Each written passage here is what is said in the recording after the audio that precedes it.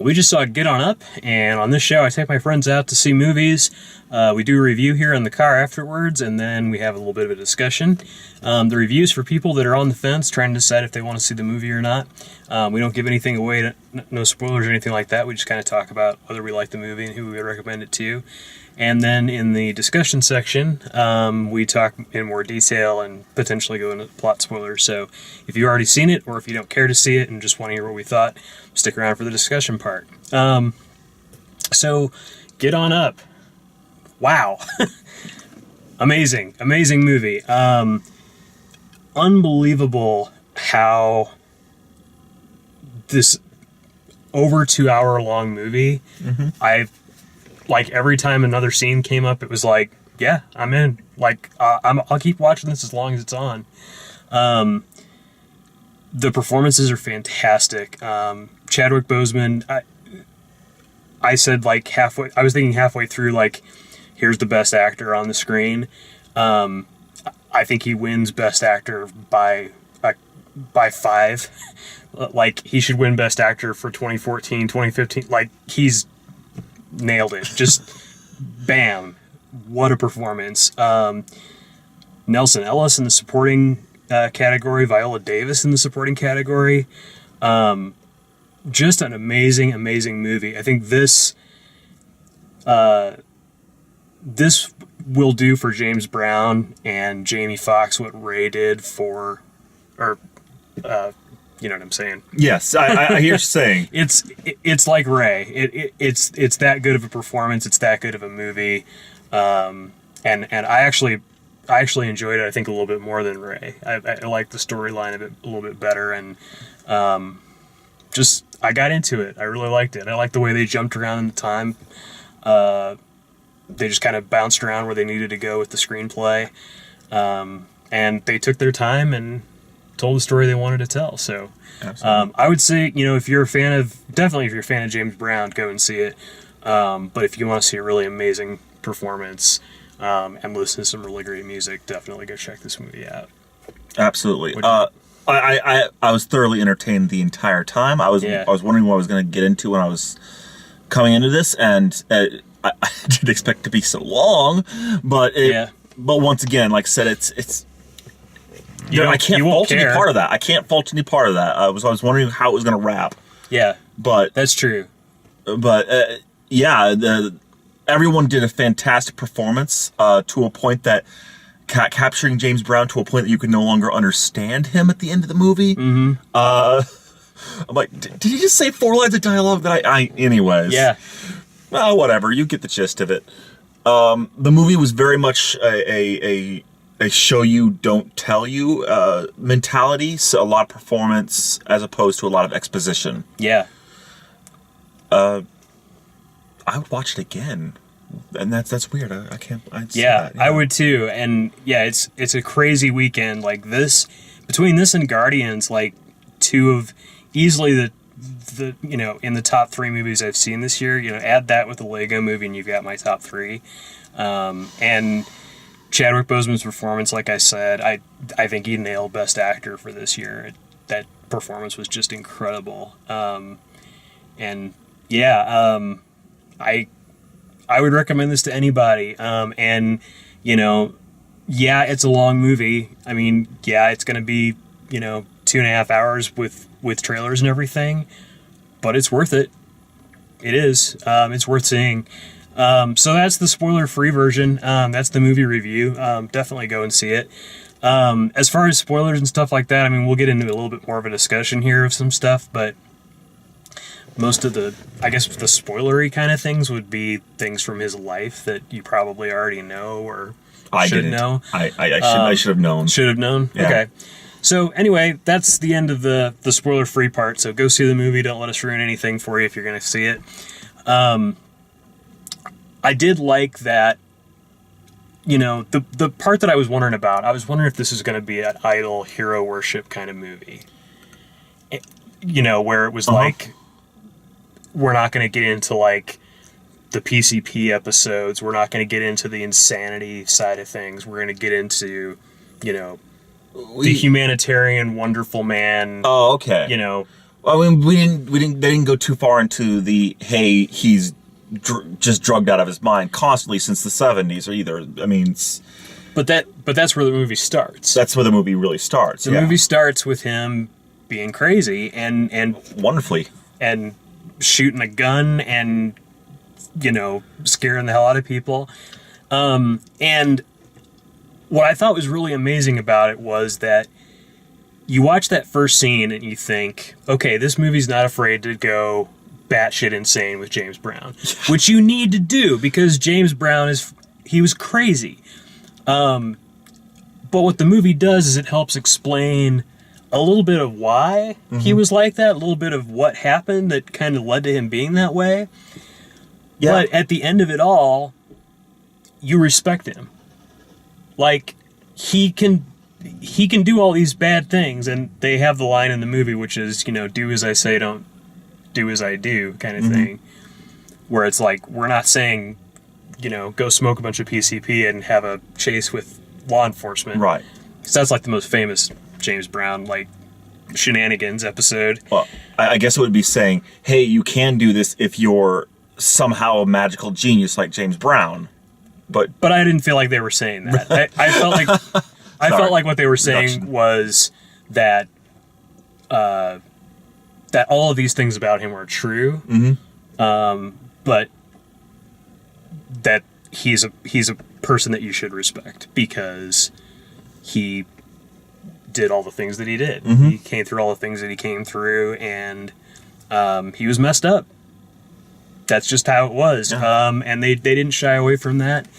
I thought the portrayal was amazing. That opening shot, and they kept switching back and forth in time so much that it was hard to, like, you know, pin down, because like a time frame in chronologically didn't really match up with like the acts of the movie. Well, they started playing with that by putting different age of the actor in different parts of scenes just to kind of reinforce this that they're going to jump in time to tell the story they want to tell. Exactly. And so we go back and forth to points in time in the story just to point out that, you know, here's what happened, and you don't know that's what's going to happen until we decide to tell you what previously happened. I suppose the mother scenes, I suppose, the big one, because his mother shows up later on in life and tries to either reconnect or get money, one of the two, and they kind of leave it halfway in between the two of those situations, I suppose. They keep setting up that stuff so well. It just keeps building and building, and then you get sort of the culmination of his story with Bobby Bird and the culmination of his story with his mother at the end there. And Dan Aykroyd's character. Yeah. I can't remember. Teddy. Yeah. I did love that he walked away while Dan Aykroyd was like spinning bullshit. That was one of my favorite things. He just walked away and started talking to the camera. So yeah, the movie just breaks the fourth wall constantly, and they set this up like in the first 3 minutes of the movie. Like he's going to stare directly at the camera while talking to somebody else. Yeah. Just to say, yeah, I know you're watching. Yeah. Which gives him the opportunity to just do that. Just play with the I don't know, the how would we phrase it? Like the mental like recess that you're going to take. Like when someone's just spewing their thing, he's going to go off in his own brain and have his own little dialogue. Yeah. I mean, in a way, it was a trip in of itself. You know, just watching whatever they felt like doing, they were going to do. You know, and they kicked the movie off with him walking down the hall, which is how it sort of ends as well. Right. But they start him out in the old age makeup, sort of the late or end period of his career, and I mean, with the lighting from above, he looks exactly like James Brown. Like, I think especially the older version, I think they really got the look down. I think that really built up the anticipation for this. This is what you're working towards. Exactly. Not you're just going to see a linear, like, no, this take you from point C, point A, and just walk you right back to it. Exactly. That's great filmmaking. If you can show the end of the movie at the movie and make someone anticipate it and want it the whole way, you've done your job. Yeah, You've made a great movie. And they continue, like, so they continue doing the show you not tell you. They'd have situations like they reference Teddy being the luckiest Jew alive for having to just happen to meet up with James Brown. And like 2 minutes later, like you see a casket with a Star of David on it. You're just like, oh. Mm-hmm. And the spousal abuse was another one of those, like, you hear a slap and she flies into the screen. Yeah. And you don't actually see the violence occur. Mm-hmm. And a lot of performance. Yes.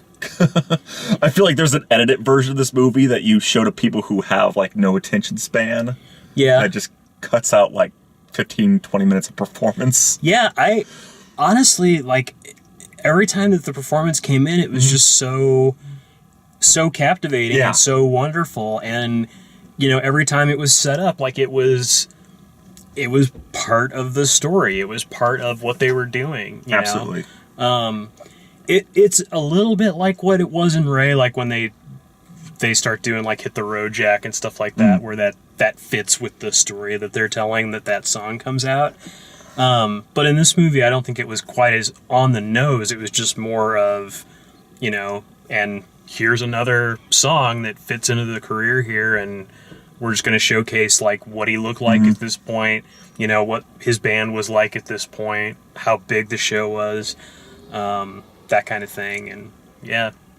One of my favorite things about this, the small bit of the scenes for Little Richard. I think it was an awesome and just wonderful added. I could watch a movie about that as well, if they want to make About that. Little Richard? That version of him, yeah. Yeah. Just going through time and be like, here's how I'm also messed up, because that's one of the established things, I guess. Yeah. Is that the geniuses who are getting pushed far into their talent usually have something kind of weird to start them off. Yeah. So Most definitely. Bobby Bird, I liked his belief system that they really pound forward. It's like, yeah, he's not going to be the front man, so go along for the ride. And they explain that so well. Like, it's another one of those things where they set up and they build it and they give it all of this gravity, all of this information, to where when it gets to the actual scene where he says, you know, the scene that he sets up, that he says before, there was a day that I realized I was never going to be the front man. Right. But they haven't shown you that yet. And later in the movie, when that comes around, it's like, oh, wow.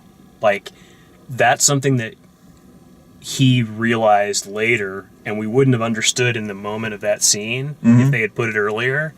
So it's just, yeah, the way this is stitched together is just really, really smart, and it's just really, really good storytelling. Did they use actual audio recordings from the? They had a live audio recording session at the Apollo, I think. That was all recreated. The only thing that was original was at the very, very end. Okay. When the credits came up, everything else was recreated. Okay, because they made this. They made the sound from the microphones on that part sounded like it was the actual recording. Mm-hmm. So you're like, are they playing back the recording in this case? I don't think so. Okay. It sounded. I mean, I have a background in audio engineering, and everything sounded way too good to have come out of the 50s and 60s. Okay. The sound quality was just too good for that to be true. For that to be possible. You don't get that kind of sound with 3 tracks at a live show. But they did do a really good job of sort of emulating that sound without making it unbearable to listen to in a movie theater. Okay, I see. They kind of, you know, they played a little bit with... like, every time he would come up to the stage for right at the beginning of a song, his voice would be kind of washed out. Which is something that happens live. Like, you don't hear the vocals as much, especially right at the beginning. And they were making choices like that constantly throughout the movie that made you feel more like you were in it. But yeah, not until the very end credits did they actually play a James Brown performance. It's actually all recreations and performances for the movie. So yeah, it's really impressive, really cool the way they did that. And certainly, I mean, like you said, you didn't know all that much about James Brown going into this. Right. This is a whole new audience of people that are now, going to be turned into his music. And hopefully, I mean, I hope that more people go see this show who wouldn't be consider themselves the demographic. Go watch this. This was fun. Yeah, definitely. So anyway, that is Get On Up. Hope you enjoyed that. If you like the way we do these reviews, please like us. It helps us out. Subscribe, and check out all the written and video reviews at dalemaxfield.com. Thanks for watching.